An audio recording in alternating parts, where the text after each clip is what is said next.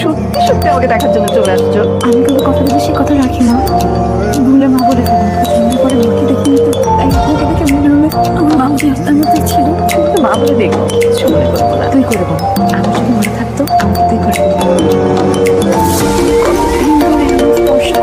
শেষমেশে আমি স্পর্শ করতে পেরেছি। মাছ, মাংস, ডাল, ভাত কিছুই না, এটা আমাদের নর্মাল।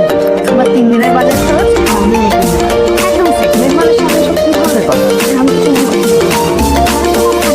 আর যদি নিজে খাওয়া খেতে মন চাইলে আমি তো খাইয়ে দেবো, কোনো দরকার নেই। আমি ওদের দিকে যাবো। মায়ের হাতে যা মা নেই তো মাকে সব করে মায়ের সমান হাতে আমরা কি গুরুত্বপূর্ণ একটা কাজ করবো। তোমার কি আমি করছি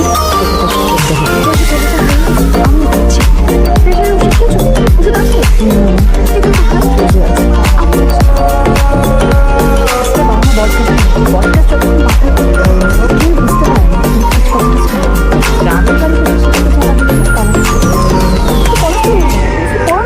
আমি স্পষ্ট শুনেছি তুই পলাশপুর বলেছিস।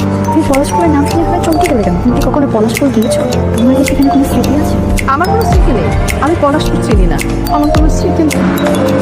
এই 2 জোড়া ওকে দিতে চাচ্ছি। তুমি ওকে কান্না তুলে দিবা মানে? কোথাকার কোন মেয়ে আর সেই মেয়ে তুমি এত দামি উপহার দিবা? সামলে কথা। বানালে গুলা যেমন ভুক্তার মালা মানায় না, ঠিক তেমন তুমি থেকে চাকরি করো মেয়ের কেন? এই স্বর্ণা তো মানাবে না। দাও এটা আমাকে দাও। আর আশ্চর্য কি আর হুট করে এসে আপনার বের বসে পড়লেন? আমি এই বাড়ির ভাগ্য না, ভবিষ্যতের অর্ধেক মালিক। তারা জলির কাছে শুনলাম বাড়িতে নাকি নতুন মেহমান আসছে।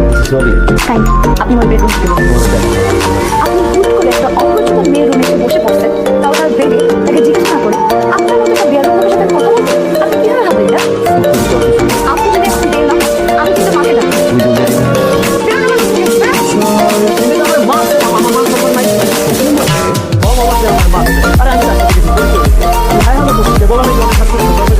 অতিরিক্ত আস্থাতে এটা আমার ব্যবসাটা বেশি বাড়াবাড়ি করা হয়ে গেছে। যা করেছি অবাক লাগছে তোমার এত সংসার কি করে? আমার বোনের ছেলে যায় না তোমার ওই মেয়েকে ওকে আসতে বলছে বাইরের একটা অজান অজানা মেয়ে বলবে তুমি ঝামেলা বাঁধাতে চাইছো। ঝামেলা বাঁধিয়েছি তোমার ভাগ্যে। রবিন ভাইয়ের কোনো দোষ নাই, সব দোষ হচ্ছে ওই মেয়েটার।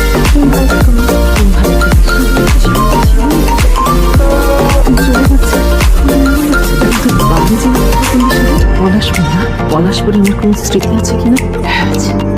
আলিয়া বেগম নামে কাউকে চিনি? আমি এরকম কাউকে চিনি না। আমি জন্মদাত্রী মা। এসব কি বলছো তুমি মা? আমি যা বলছি ঠিকই বলছি। আমার প্রথম ঘরের সন্তান।